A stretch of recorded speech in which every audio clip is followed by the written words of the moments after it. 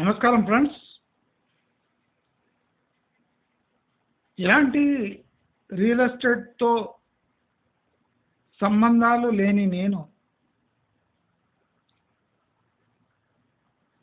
Real estate future గురించి ఇంత స్పష్టంగా చెప్పగలుగుతున్నాను, దాని ఫ్యూచర్ ఇంత క్లియర్గా వివరించగలుగుతున్నాను. నాకు ఆశ్చర్యం కలిగించే విషయం ఏమంటే, సోకాల్డ్ రియల్ ఎస్టేట్ మేధావులు, రియల్ ఎస్టేట్ ప్రొఫెషనల్స్, పెద్ద పెద్ద బిల్డర్లు నాకు తట్టిన సూక్ష్మము వాళ్లకు తట్టుతలేదు అంటే అసలు ఈ ఇండస్ట్రీ ఎడ్యుకేటెడ్ ఇండస్ట్రీనా? అట్లీస్ట్ టాప్ టైర్ బిల్డర్స్ ఎడ్యుకేటెడేనా, లేదా ఫేక్ సర్టిఫికేట్ తీసుకొని తమకు తాము ఎడ్యుకేటెడ్ అని చెప్పుకుంటున్నారో నాకు అర్థమవుతుంది. హైదరాబాద్ రియల్ ఎస్టేట్ గత 9 ఏళ్లుగా ఒక బొటాక్స్ ఇంజెక్షన్ ఇచ్చి అందాన్ని ఎలా పెంపొందించుకుంటారో అలా హైదరాబాద్ రియల్ ఎస్టేట్కి ఒక బొటాక్స్ ఇంజెక్షన్ ఇచ్చి గత 9 ఏళ్లుగా వాపును దాన్ని హెల్దీగా ఉన్నట్టు చూపి తమ గవర్నమెంట్ ప్రోగ్రెసివ్ గవర్నమెంట్ అని చూపించుకోవడానికి రియల్ ఎస్టేట్ని అండగా పెట్టుకొని చాలా పెద్ద నాటకమే ఆడారు. సరే, ఊపులో ఉన్న రియల్ ఎస్టేట్లో అందరూ తల ఇంత చేశారు. తమకు అర్థం కానీ తమకు అర్థమైన విషయాలు రెండు నడిచిపోయాయి. అవగాహన లేని వాళ్ళు కూడా కొద్దో గొప్ప డబ్బు సంపాదించారు. లక్ను నార్మల్ అనుకోవడం హైదరాబాద్ రియల్ ఎస్టేట్ చేసిన అతి పెద్ద తప్పు. ఇప్పుడు నేను ఏం చెప్తున్నానో real estate investors, buyers, builders అందరూ అటెన్షన్తో వినండి. ఈ వీడియో ట్యాగ్ చేసి పెట్టుకోండి. నేను ఒక 3 years వరకు హైదరాబాద్ రియల్ ఎస్టేట్ ఇక ఫ్యూచర్ లేదు అని చెప్తున్నా. కానీ ఈ రోజు నుంచి నేను చెప్తున్నా, నెక్స్ట్ 10 years వరకు హైదరాబాదు చచ్చుబడి లేవదు. ఎవరు ఇన్వెస్ట్ చేయాలనుకుంటున్నారో వాళ్ళు ఈ పదాలను గట్టిగా పట్టుకోండి. నన్ను నమ్మినా నమ్మకపోయినా ప్రతి సంవత్సరము హైదరాబాద్ రియల్ ఎస్టేట్ని ఒక అంచనా వేసి చూసుకోండి, నేను కరెక్ట్ చెప్తున్నాను లేదని. హైదరాబాద్ రియల్ ఎస్టేట్ని ఈజీగా గాడిలో పెట్టే ఛాన్స్ కాంగ్రెస్ గవర్నమెంట్కి ఉండే. అసలు పొలిటీషియన్స్కి బుర్ర లేకపోయినా ఐఏఎస్ ఆఫీసర్స్ జీతాలు తీసుకొని తల ఊపి అసలు తెలంగాణ భవిష్యత్తును తాకట్టు పెడుతున్నారు. అంటే ప్రతి ఓడు పగబట్టి మరి తెలంగాణను నాశనం చేసే పని చేస్తున్నారు. ఆశ్చర్యం ఏమంటే, ప్రతి తుమ్ముకు దగ్గుకు మినిస్టర్లను పిలిచే ఈ రియల్ ఎస్టేట్ ఇండస్ట్రీ అసలు ఈ RRR కట్టడం ఓకే, కానీ RRR దాటి RRR వరకు HMDA విస్తరణను ఎందుకు అడ్డుకుంటలేరు నాకు ఇప్పటివరకు అర్థమవుతలేదు. హైదరాబాద్ రియల్ ఎస్టేట్ని సమాధి చేసే ఒక ప్లాన్ని రియల్ ఎస్టేట్ ఇండస్ట్రీకి అర్థమైతలేదంటే ఆశ్చర్యం కలుగుతుంది నాకు. అవి ఏం కోట్లు రా, ఆ? అవేం డ్రెస్సులు, అవేం కార్లు, అవేం ఉంగరాలు, అవేం బ్రేస్లెట్లు, అవేం హైరైజులు రా. ఆ? అంటే ఈ సన్నాసులకు రియల్ ఎస్టేట్ ఎకనామిక్స్ కూడా అర్థమైతలేదు వాడ. పోనీ వాళ్ళ ఫీల్డ్ అని వాళ్ళకి ఏమైనా అర్థమై ఉంటే మనం అర్థం చేసుకోవచ్చు. కానీ సన్నాసులకు రియల్ ఎస్టేట్ యొక్క ఎకనామిక్స్ కూడా అర్థమైతలేదు వాడ. అసలు ఓఆర్ఆర్ ఒక రోడ్డు రాగానే ఆ రోడ్డు అట్లీస్ట్ 2 ఇయర్స్లో మెచ్యూర్ అయిపోవాలి, అంటే పాపులేషన్ డెన్సిటీ పెరిగిపోవాలి. కానీ మనం ఓఆర్ఆర్ని చూస్తే ఒక 10% 15% ఓఆర్ఆర్పై ప్రాపర్ డెవలప్మెంట్ జరిగింది, కానీ మిగతా 80-85% ఓఆర్ఆర్ బీడుగా పడింది. అసలు ఈ ఓఆర్ఆర్పై ప్రాపర్ డెవలప్మెంట్ లేకుండా ఆర్ఆర్ఆర్ గురించి ఆలోచించడమే తప్పు. సరే, మీరు ట్రాఫిక్ కంజెషన్ని తగ్గిస్తాను అని ఒక లాజిక్తో ఆర్ఆర్ఆర్ వేయడం ఎకనామిక్స్ పరంగా ఒక పెద్ద తప్పిదమే, రియల్ ఎస్టేట్కి ఒక దెబ్బనే, క్షమించి వదిలేద్దాం. కానీ అసలు ఇప్పుడు Hyderabad real estate minimum 10 years వరకు ఇక పెరగదు, భయంకరంగా పడిపోతుంది. ఇది నా వాక్కు. అలాగే జరుగుతుంది, 100% అలాగే జరుగుతుంది. ఎందుకు? ఇప్పుడు చూడండి, పరిధి విస్తరణ దేనికి? పరిధి విస్తరణ దేనికి? ఒక ప్రశ్న వేసుకుంటే, పరిధి విస్తరణ పెరుగుతున్న జనాభా తట్టుకోలేనంత డిమాండ్ ఏర్పడి ముంబై మహానగరంలో ఉక్కిరి బిక్కిరయ్యే సిచ్యువేషన్ ఉంటే మాత్రము ఈ హెచ్ఎండిఏ పరిధి విస్తరణ అనే టాపిక్ డిస్కస్ చేస్తుంటే బాగుండే. ఇప్పుడు కూడా ఓఆర్ఆర్ లోపల ఎకరాల కొద్దీ ల్యాండ్ పార్సల్స్ ఉన్నాయి, ఎకరాల కొద్దీ. కొన్ని చోట్ల 100 ఎకరాలు కూడా ఉన్నాయి, కొన్ని చోట్ల 10 ఎకరాలు పెద్ద పెద్ద బిడ్స్ ఉన్నాయి. అంటే ఓఆర్ఆర్ లోపలే ఇంత దౌర్భాగ్యమైన పరిస్థితి ఉంటే, ఓఆర్ఆర్ దాటి 40 నుంచి 70 కిలోమీటర్ల వరకు ఆర్ఆర్ఆర్ ఒక కట్టి, అసలు పరిధి ఆర్ఆర్ఆర్ లోపలంటేనే పెద్ద జోక్. ఇప్పుడు ఈ సన్నాసులకు ఈ జోక్ సరిపోలేదు. ఆర్ఆర్ఆర్ బయట కూడా 5 కిలోమీటర్ల విస్తరణ. ఇప్పుడు వీళ్ళని అడిగితే ఏం చెప్తారు? కొన్ని ఇంపార్టెంట్ టౌన్స్ ఆర్ఆర్ఆర్ జస్ట్ బయట పడుతున్నాయండి, అందుకోసం ఆ టౌన్స్ను కూడా హెచ్ఎండిఏలో కలుపుకోవడానికి మీరు ఆర్ఆర్ఆర్ బయట 5 కిలోమీటర్లు విస్తరిస్తున్నామని ఒక లాజిక్ చెప్తారు.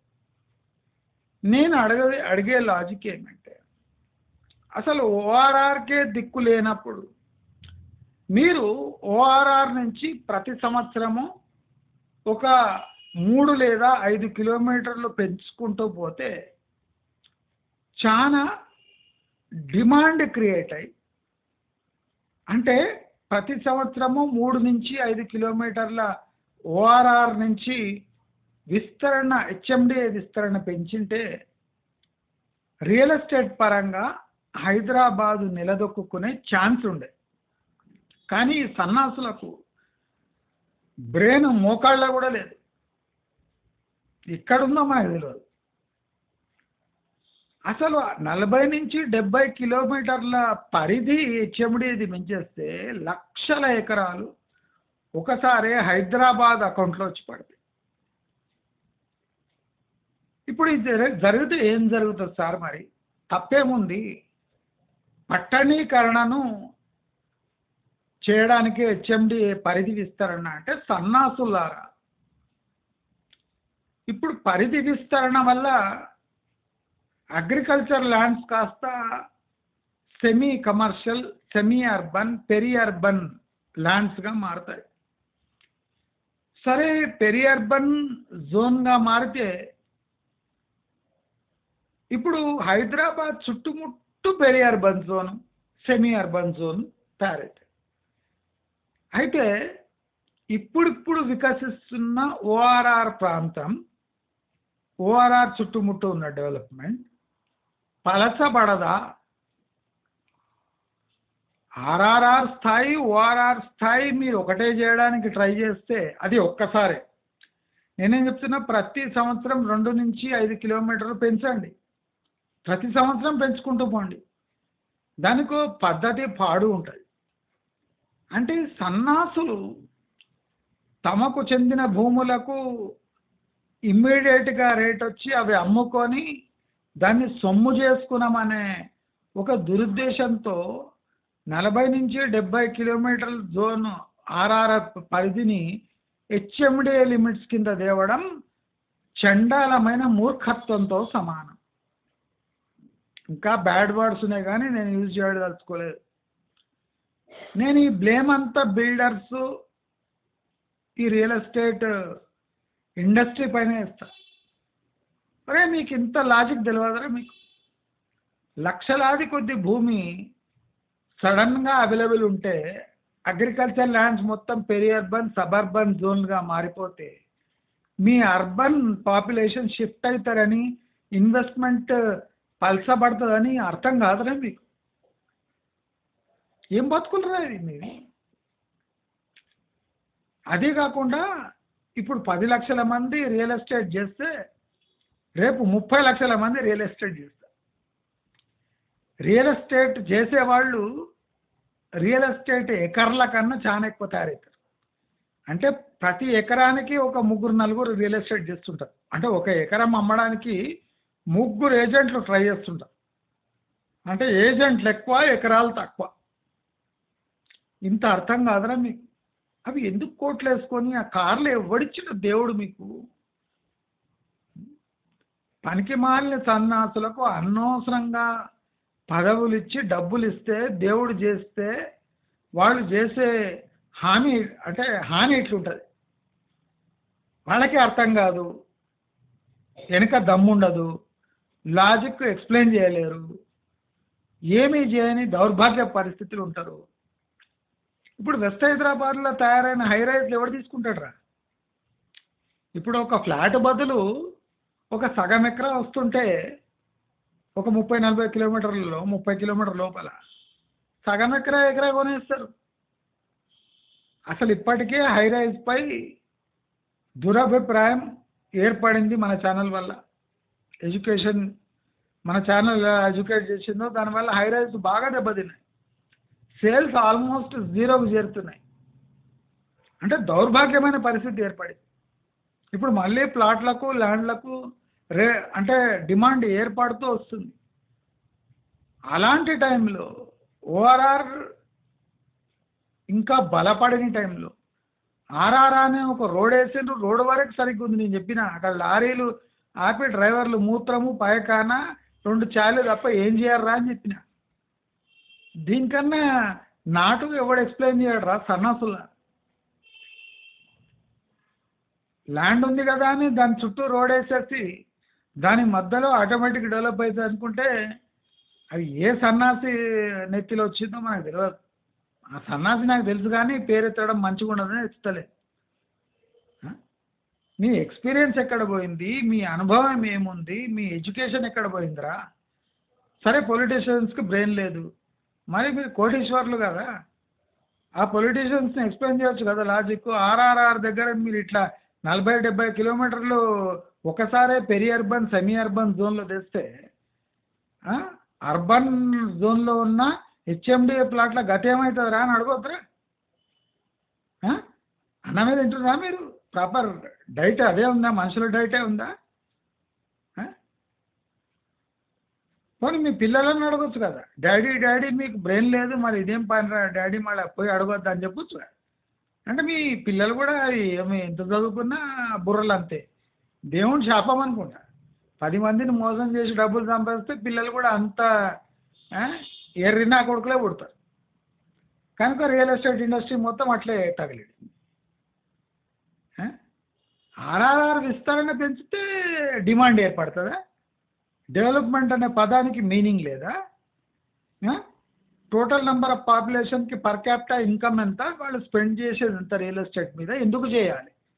ఇప్పుడు 70-40 కిలోమీటర్లు మీ పరిధి పెంచితే, పరిధి పెంచితే కొనుక్కుంటారు అనుకుందాం. దాని పేస్ ఆఫ్ గ్రోత్ అంటే ఇన్వెస్ట్మెంట్ గ్రోత్ ఎంత సస్టైన్ అవుతుందని మీకు తెలుసా? పర్ ఇయర్ 2-3% కన్నా ఎక్కువ పెరగదు.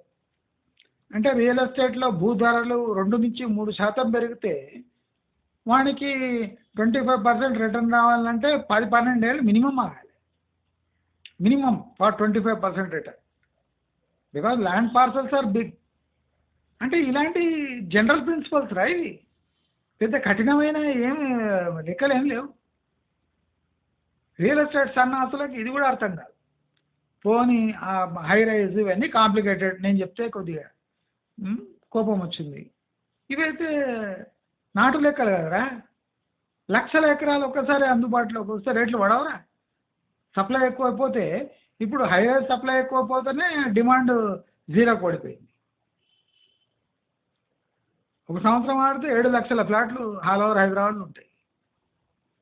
ఇది బ్రెయిన్లు ఎక్కడరా మీకు? ప్రభుత్వానికి చెప్పాలి లేదా? ప్రభుత్వం మాకు అసలుకే దిక్కు లేదు, ఇక నువ్వు విస్తరించినావంటే మొత్తం డిమాండ్ అంతా మొత్తం ఛిద్రమైపోతుంది.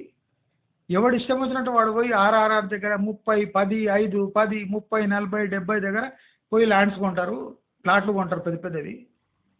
ప్లాట్లలో ల్యాండ్లలో మొత్తం ఇన్వెస్ట్మెంట్ పోతే మా హై రైజ్లు అపార్ట్మెంట్లు ఇండిపెండెంట్ హౌస్లు ఎవడు కొంటాడు? మా రియల్ ఎస్టేట్ ఇండస్ట్రీ ఏమవుతుందని అడుగుతారా? మీకు నోళ్ళు లేవురా? వాగుతుంటారు కదరా, పెద్ద పెద్ద యాడ్స్ ఇస్తారు కదా. మీ సంక్షేమం కోసమే చెప్తున్నాను నేను. మిమ్మల్ని సన్నాసులు అంటున్నా అంటే మీరు సన్నాసులు కాకుండా సన్నాసులని ధైర్యంగా చెప్తున్నా, ఏమాత్రం డౌట్ లేకుండా చెప్తున్నా మీరు సన్నాసులని. 10 సార్లు కాదు 10 సార్లు చెప్తా, మీ కాన్ఫరెన్స్ వచ్చి చెప్తా. మీరు ఎటువంటి బుర్ర లేని సన్నాసులు, బుర్ర పనిచేయదురా మీకు. 40-70 కిలోమీటర్లు ఒకసారి, ఎకరాలు కూడా కాదు, పర్ ఇయర్ ఒక 2-5 కిలోమీటర్స్ పరిధి పెంచుకుంటూ పోతే రియల్ ఎస్టేట్ ఇండస్ట్రీ కూడా కన్సాలిడేట్ అయ్యి ఒక పక్కా రిటర్న్స్ వచ్చి ఇండస్ట్రీ డెవలప్ అవుతుంది. మీరు ఒక్కసారి 40 కిలోమీటర్లు 70 కిలోమీటర్ల కొద్దీ హెచ్ఎండిఏ పరిధి విస్తరిస్తే హెచ్ఎండిఏకి వాల్యూ ఉండదురా? ఊళ్ళలో పోయి హెచ్ఎండిఏ పరిధి అంటే హైదరాబాద్ మెట్రోపాలిటన్ డెవలప్మెంట్ అథారిటీ అంటే వాడు అసలు అడిగే పెట్టడానికి రాదు, పరిధి అంత పెద్దగా ఉంది. కొంతమంది హెచ్ఎండి అధికారులు ఆ ఏరియాలో పోయే ఉండరు, కానీ పరిధి ఉంది. పరిధి అంటే ఎందురా?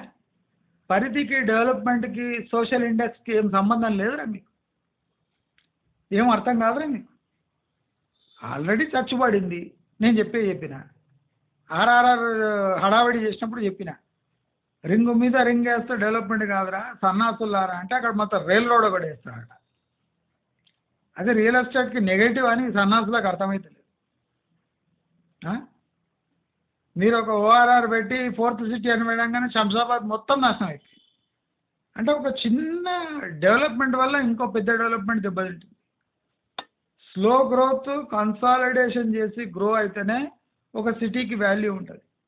లేకపోతే కిలోమీటర్ల కొద్దీ లక్షల ఎకరాలు ఒకసారి అవైలబుల్ అయితే ఒక ఇండస్ట్రీ డెవలప్ కావాలి అంటే మినిమం ఆర్డర్ 10 ఇయర్స్ తీసుకుంటే మీరు 40-70 కిలోమీటర్లు ఒక్కసారి హెచ్ఎండిఏ పరిధిలో తెస్తే అది 20-25 ఏళ్ళు పడుతుంది.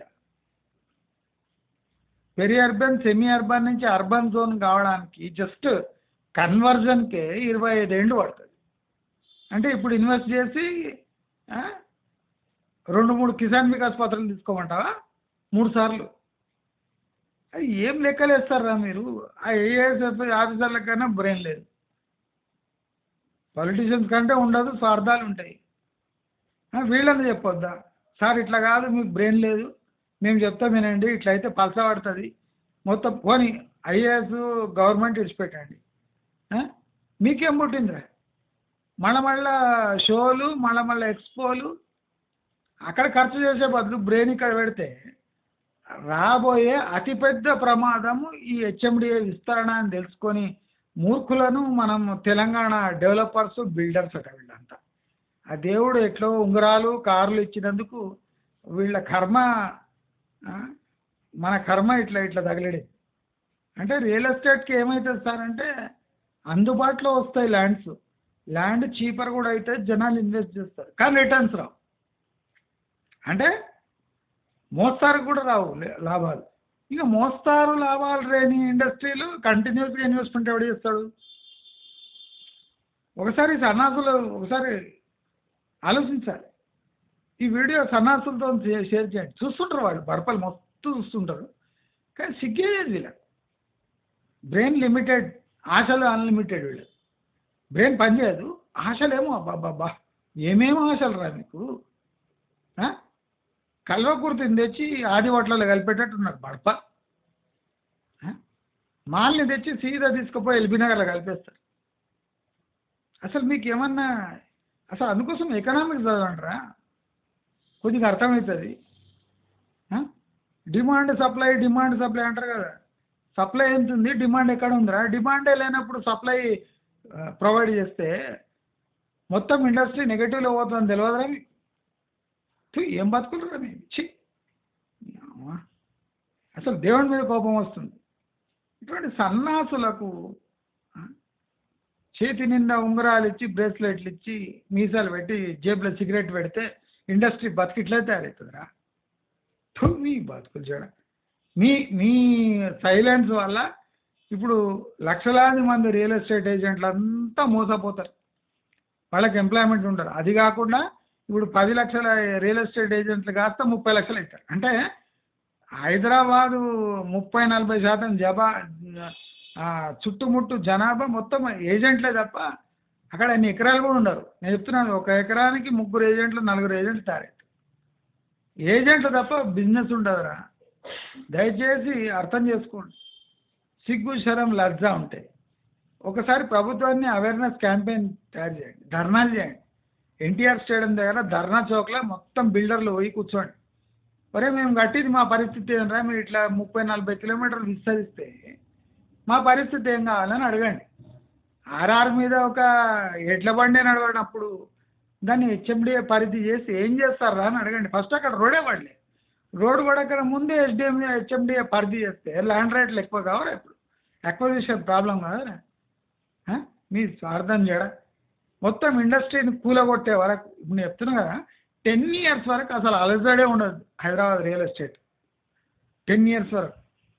ఆర్ఆర్ఆర్ కొద్దిగా డెవలప్ కావాలంటే 25 years కావాలి.